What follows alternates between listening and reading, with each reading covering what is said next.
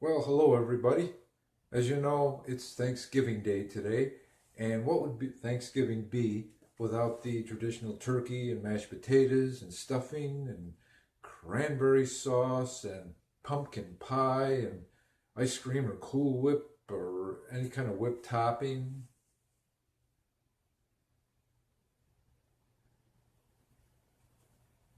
Hello everybody. Today is Thanksgiving Day, and what would Thanksgiving Day be without the traditional turkey and the mashed potatoes and the gravy and the cranberry sauce, the stuffing, the traditional pumpkin pie and whipped topping or ice cream, vanilla ice cream, if that's what you like on your pie. And so there's just a whole host of things that you can do on Thanksgiving for the Thanksgiving meal. And I was really going to show you all that, but I am invited out for Thanksgiving dinner today, so I really can't get into all that. But I'm just going to show you what would happen if I actually did have to get together a meal like that. So I'm going to go into the kitchen and I'm going to show you what I would do if I had to do all that. So come on, we're going in the kitchen.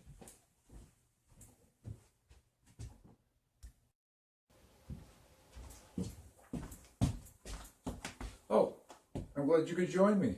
I thought I lost you there for a while from the back room. Well, like I said, what I'm going to do now is I'm going to show you how I would go about preparing a Thanksgiving dinner if I actually was going to do it. So, I mean, first things first, the turkey, right? Okay, so this is what I would have done. Bear with me.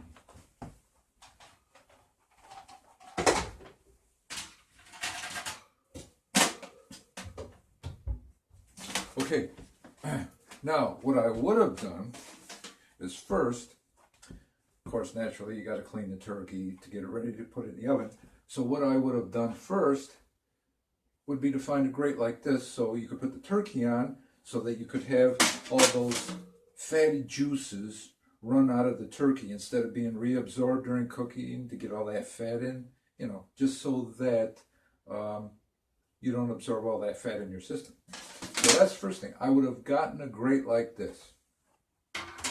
Okay, next, I would have gotten something like a baking sheet, like a baking pan, and then I would have taken the grate and put it in a pan to keep everything all together. So really, maybe you could have used like a roasting pan, like a roasting pan, which I don't have. A roasting pan, probably about that deep, and also has a cover on it. It's like an oval piece of cooking ware, like stoneware on the outside, the core of it, with the two halves that go together to cover it to, keep all the heat in. That would probably be the best thing to do, but since I don't have that, I can't show you that. So the next best thing is my pan with the grate on it. Okay, that's what I would have done. Okay, now, the second thing I would have done is I would have had either like white potatoes or sweet potatoes, probably sweet potatoes because that's more like Thanksgiving, right? Okay, now for sweet potatoes, what I would have done is this. Hold on. Okay, what I would have done is I would have filled a pot like this, but of course much bigger, depending upon how many guests you're going to have. Maybe like a 4-quart pan. But let's just use this for an example. I have that, but I'm too lazy to bend down all the way on the bottom shelf of my counter to, to get that out.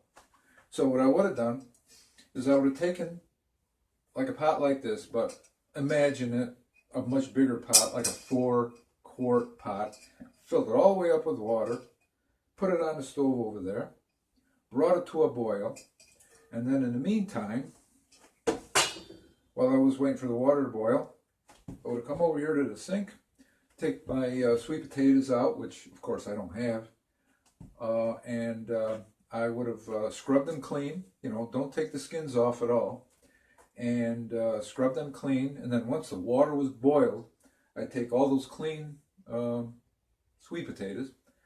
I put them in the water here that was already boiled.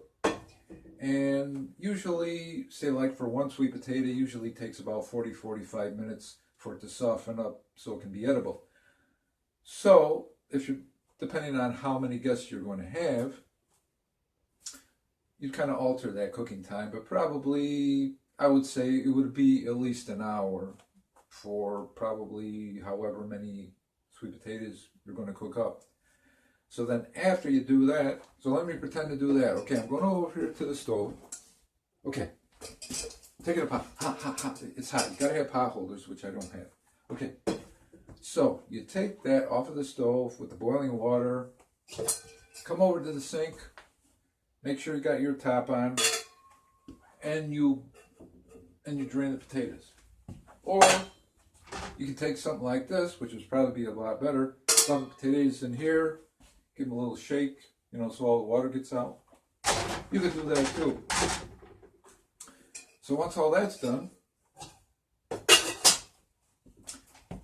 and the potatoes are all cooked, and you got them all drained, then you can peel off the skin, because the skins are no good to eat. They're just too tough to eat. You can't eat them like if you have a white potato. They're just too tough, and they're really not any good for you, I don't think, to eat.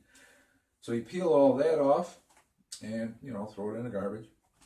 I got the garbage here, but you don't want to see my garbage. So once you do that, then you can mash them. Or if you want, you can cut them up, you know, into like little cookie slices and put them on a baking, in a baking dish, which, let's see here. Well, I do have a baking dish, but it's like the same type of cooking ware like this, only just imagine it's bigger, okay? So, okay, I got that.